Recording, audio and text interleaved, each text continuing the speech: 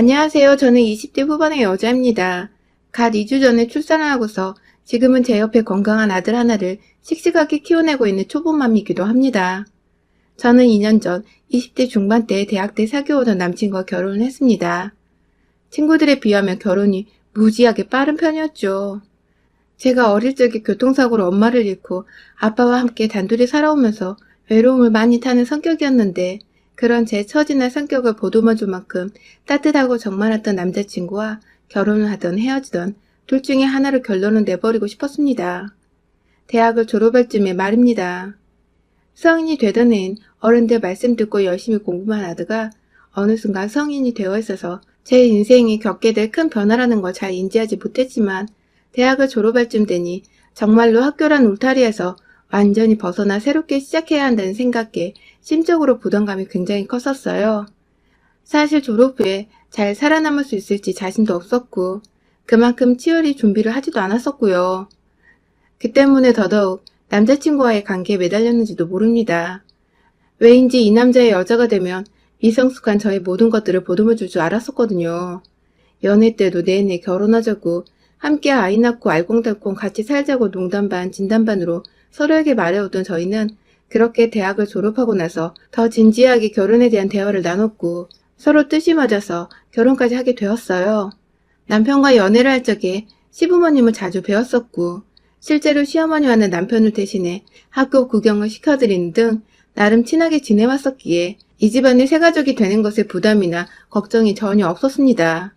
제가 엄마가 없다는 집안 사정을 다 아셨고 또 불쌍까지는 아니더라도 동정과 안쓰러움으로 절 바라보셨던 어머니는 딸처럼 절 잘 챙겨주셨어요. 어머님은 아들이 둘밖에 없어서 그런지 제가 옆에 있는 걸 딸이 생긴 것처럼 무척이나 좋아라 하시고 또 흐뭇하게 생각하셨답니다. 적어도 저는 시어머니가 그렇게 생각해 오신 줄 알았어요. 그런데 결혼을 하고 나니 역시 고부 사이는 딸과 엄마같이 모녀 사이가 될 수 없더라고요. 시어머니가 전과는 달리 저를 더 이상 딸같이 챙겨주려 하지를 않으시는 겁니다. 이러한 어머님의 변화는 정확히 결혼식을 일주일 정도 앞뒀던 때부터였던 것 같아요. 저는 시집을 올 때 남편과 딱 반반을 해왔습니다. 친정아버지의 도움을 받아서 지금 살고 있는 신혼집의 명의도 남편과 정확히 반반 나눠 돈을 내서는 공동 명의로 구매를 했죠. 남편이나 저나 그 당시 갓 학교를 졸업했던 사회초년생이었고 저는 특히 전공을 살리지도 않고 아무 중소기업이나 친구들 따라 취직을 해서 일하고 있던 직원이었거든요. 그래서 모아놓은 돈이 정말 한 푼도 없었었죠. 하지만 다행히도 남편은 남편대로 시부모님께서 경제적인 여유도 있으셨고 저는 저대로 친정 아버지께서 하나밖에 없는 자식이었던 저를 위해 오랫동안 돈을 모아오셨던 터라 결혼하는 데 있어서 필요한 모든 금전적 도움을 받을 수가 있었습니다. 사실 아빠가 좋은 회사에서 오랫동안 근무를 해오시고 계시기에 저는 제 앞가림만 늘 신경을 썼지 아빠의 노후 준비나 금전적인 문제에 대해서 깊게 고민을 해본 적이 별로 없었어요. 그런데 시어머니 입장에서는 이게 다 문제였더라고요.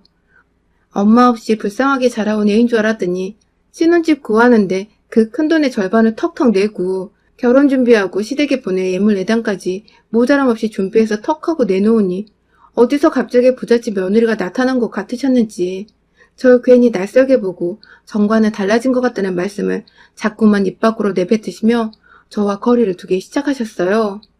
보통의 시어머니 같으면 결혼 준비에 금전적으로 도움을 줘서 고맙다는 말이 먼저 나와야 할 텐데 저희 어머님은 오히려 결혼하는 아들이 기가 죽어 가는 건 아닐까 싶어서 쓸데없는 걱정을 하시며 괜히 며느리와 거리를 두셨죠. 그래서 전 잘해놓고도 욕을 먹는 것 같아서 괜히 기분이 찝찝했어요. 아빠는 아빠대로 시댁에서 좋아하지 않으시냐며 돈이 더 필요하면 언제든지 말만 하라며 뿌듯해하고 계신데 정작 저희 시댁, 아니 시어머니는 반은도 시큰둥하고 오히려 불쌍해 보이던 애가 알고 보니 부잣집 딸내미였다고 사기를 친 며느리 마냥 쳐다보시니 이 오해를 어찌 풀어내야 할지 까마득했죠. 그래도 저 좋아해주고 챙겨주는 남편을 바라보며 즐겁게 결혼식을 마무리 지었는데요. 신혼집에 들어가면서부터 본격적으로 시어머니와 약간의 트러블들이 생기기 시작했어요. 아파트값이 오를 거라며 투자하는 셈 치고 처음부터 넓은 평수대로 골랐는데 둘이서 살 집이라 그런지 집이 무지하게 크게 느껴졌죠. 새 아파트는 아니어서 기존 집의 인테리어 시공까지 싹 다 새로 했고 너무 정신이 없어서 가구들은 결혼식을 치른 후에 남편과 함께 돌아다니며 하나씩 채워가기로 했는데요. 막상 살다 보니 당장에 필요한 것들이 너무 많은데 둘 다 직장을 나가야 해서 가구를 볼 시간이 주말밖에 없더라고요. 그 와중에 남편은 결혼식에 신혼여행까지 몸 쓸 것들이 많아서였는지 몸살이 크게 나는 바람에 주말 동안 내내 침대에 알아 누워 있었고 결국 저는 밤새도록 남편 간호를 하다가 급한 대로 혼자 친정 아버지께 연락을 드려서 가구를 보러 다녔습니다. 가구 살 때 필요한 돈은 결혼 준비한다고 남편과 반반 모아놨던 돈으로 해결했고요. 그런데 그렇게 평일도 주말도 일하고 가구 본다고 정신이 정말 하나도 없던 그때 시어머니가 다짜고짜 전화가 오셨었어요. 회사에 있었는데 문자 확인하자마자 전화 달라고 메시지 하나 떡하니 보내신 시어머니 연락에 급하게 밖에 나와 전화를 드렸는데 회사인지 옆에 아무도 없는지를 확인하시고는 망설임도 없이 곧장 본론을 꺼내시더라고요. 주말에 아들한테 전화를 했더니 아들은 아프다는데 너는 가구를 보러 갔다더라면서 아픈 남편을 두고 쇼핑할 정신이 있냐며 너가 어려서 그런지 철딱서니가 정말 없다고 누가 들어도 기분이 퍽 나쁠 만큼 제 흉을 제 앞에서 보시고는 본인 할 말 끝나자마자 전화를 끊어버리셨어요. 결혼 초에 시어머니한테 한 소리 들어버린 거라서 뭐라 말대답을 할 수도 없이 가만히 들으며 죄송하다는 말씀만 드리긴 했는데 전화를 막상 끊고 나니 속에서 막 서럽고 뒤늦게야 저도 화가 나더라고요. 아들이 몸살이 났으니 걱정되는 어머님 마음도 충분히 알겠고 그런 아들 내버려두고 밖에서 신난다고 쇼핑을 하고 다녔을 며느리가 미웠을 어머님의 의중도 다 알겠는데 사실은 그게 아니었으니까요. 저도 남편하고 살림할 때 필요한 가전에 당장 식탁도 제대로 들어서 있지 않아 바닥에 상 차리고 쭈그린 채 밥을 먹고 출근했던 터라 조금이라도 빨리 남편과 편하게 살아보려고 쉬는 주말에 일부러 벼락치기 하듯 하루 종일 발품 팔아 다녔던 건데 제대로 오해를 하고 저를 나쁜 와이프 마냥 욕하시니 울컥했어요. 그날 결국 집에 가서도 남편과 처음으로 부부싸움이란 걸 했었습니다. 도대체 어떻게 어머니께 말을 전했냐고 집에 돌아서자마자 남편 데려앉히고 언성을 높였는데 남편은 남편대로 그냥 사실대로 너 가구 보러 갔다는 말밖에 안 했었다며 억울해하는 바람에 남편과의 싸움은 어영부영 넘어가게 되었어요. 그렇게 전화 한 통으로 완전 서먹해져 버린 고부 사이로 뭘 어찌해야 모르겠다가 그래도 제가 아랫사람이니까 먼저 오해를 풀어드려야 할 것 같아서 주말을 맞아 시댁에 찾아갔고 어색했지만 함께 밥을 먹으며 또 없던 일처럼 잘 풀었고요. 뭔가 화해하고 나면 아무것도 아닐 일인데 왜 굳이 기분 나쁜 소리를 하셨나 싶어 나중엔 허무하기까지 했죠. 이런 게 결혼 생활이구나 싶어 결혼의 현실을 신혼 초부터 적나라하게 배웠답니다. 그 후로는 남편도 최대한 시어머니께 저에 대한 말을 전하는 것에 있어서 조심을 했고요.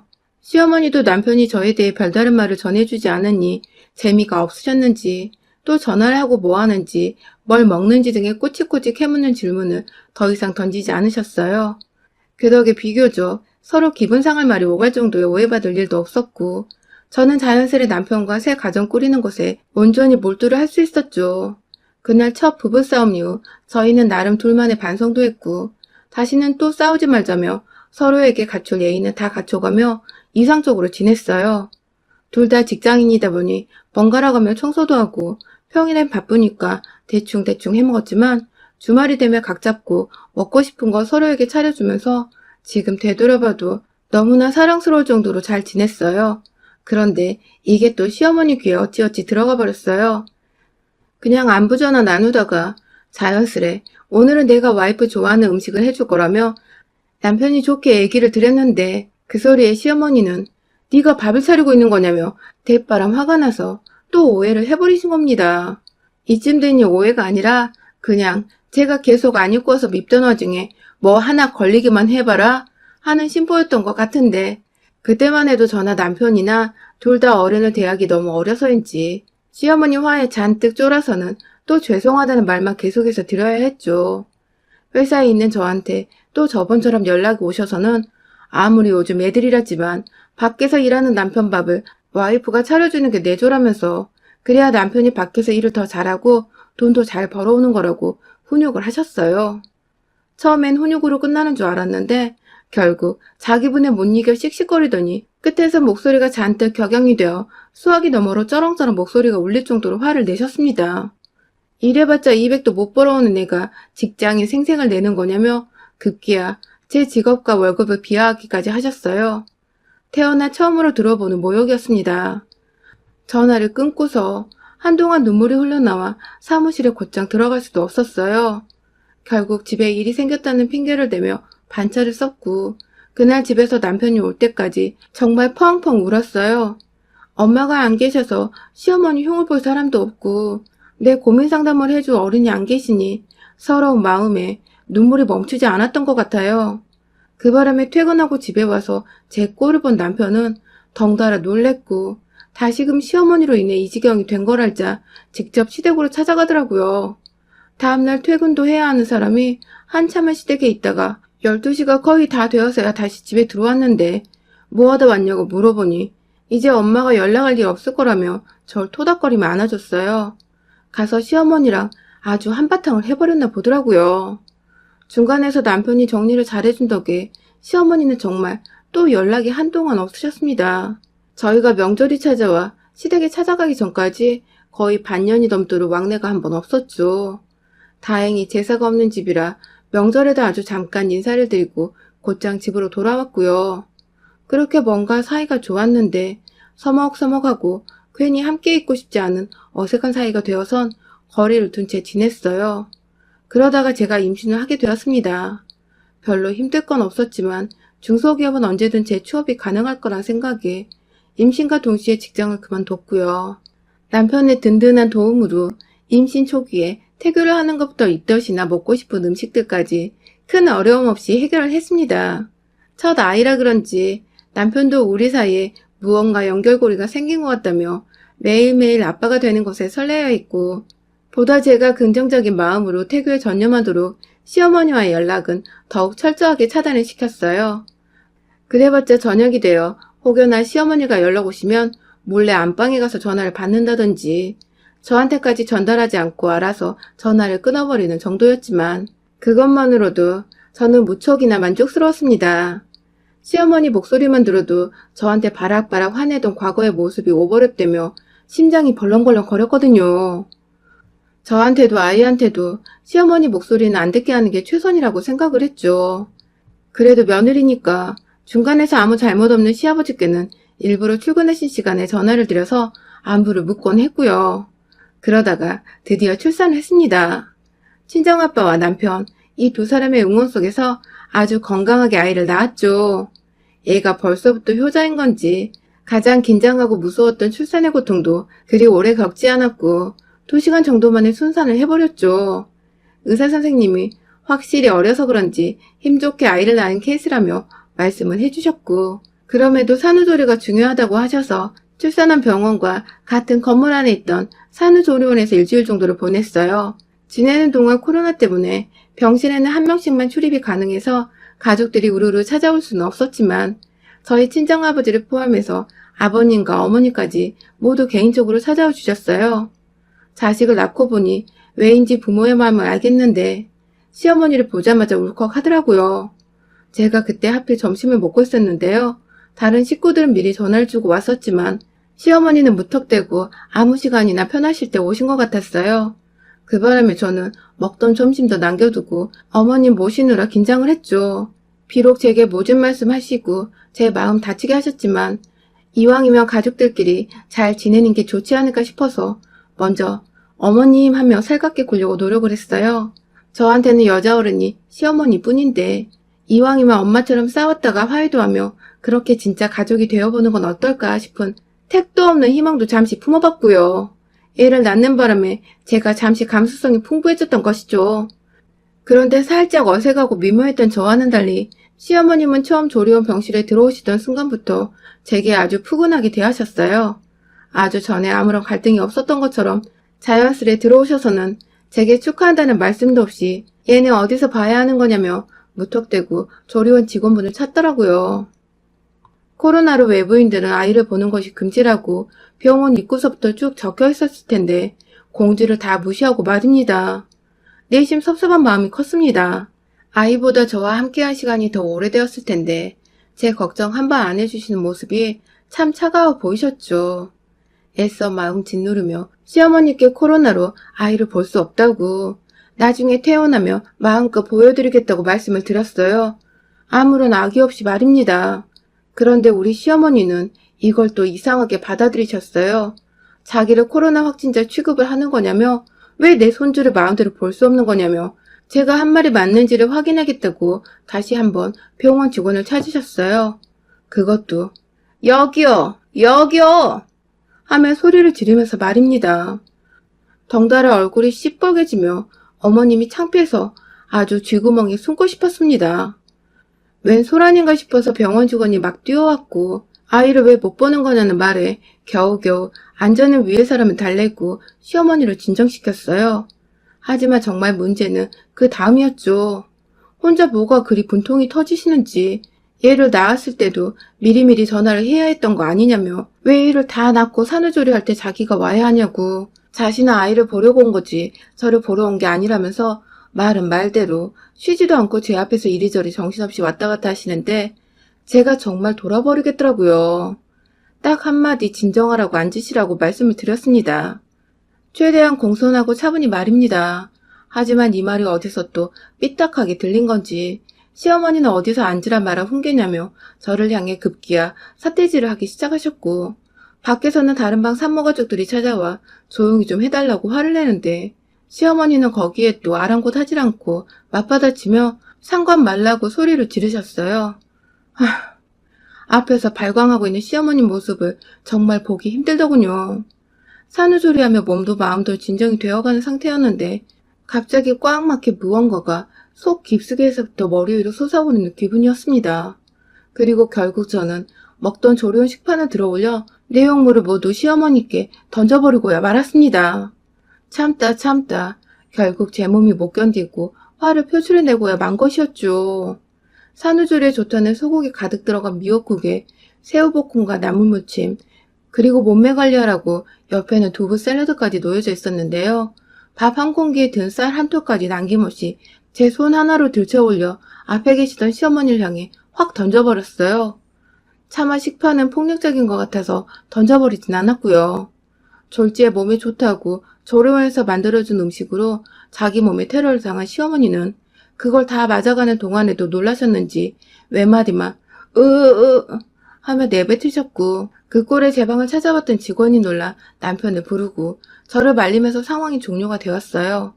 뭐라 말을 못하고 멍하니 자기 꼴을 인지하던 시어머니는 직원의 손에 끌려나가셨는데 그런 시어머니 뒤통수에 대고 시원하게 말했습니다. 당신하고는 절대로 사이좋은 고부 사이로 안 지낼 테니 앞으로 각오하시라고 말입니다. 그 말에 시어머니는 또 난동을 피웠다 또 이렇게 며느리한테 음식물 투척을 당할 수 있을 거라 생각하셨는지 뒤도 안 돌아보고 도망치듯 제 발로 뛰어나가셨어요. 병원 1층 로비에 있다가 직원 전화 받고 달려오던 남편은 자기 엄마 꼴을 마주쳤는지 한참이 있어도 오질 않더라고요. 그러다 저녁 늦게가 되어서야 저한테 와서는 미안하다고 그냥 미안하다고 꼭 안기더라고요. 나중에 알고 보니 직원분께서 제 병실로 오던 남편을 따로 불러내 시어머니가 무슨 행패를 부렸는지 다 말해줬다고 하더군요. 덕분에 남편과는 오해 없이 있었던 일에 대해 속을 털어놓을 수 있었고 남편은 자기가 죄인이라며 애 낳고 못 볼 꼴을 당하게 한 것 같다며 퇴원할 때까지 내내 미안하다고 사과를 했습니다. 아무래도 시어머니와는 좋은 관계를 유지하기가 힘들 것 같아요. 며느리한테 그 꼴을 당한 시어머니도 제 얼굴을 못 볼 거고 저는 저대로 다신 그 꼴을 보고 싶지 않거든요. 화목하고 엄마 같은 시어머니를 두지 못하는 게 좀 아쉽긴 하지만 정말 그간 제 속을 건드리고 울컥하게 만들었던 거 생각하면 다시 돌아가도 몇 번이고 시어머니를 홍군형을 내줬을 겁니다. 막 결혼해서 시어머니한테 제대로 된 대접도 못 받고 사는 며느리분들 절대 참지 마세요. 참으면 저처럼 뒤늦게야 펑 하고 화가 터진답니다. 뭐 결론은 해피엔딩이지만 말입니다. 여러분의 생각은 댓글로 남겨주세요. 오늘도 시청해주셔서 정말 감사합니다.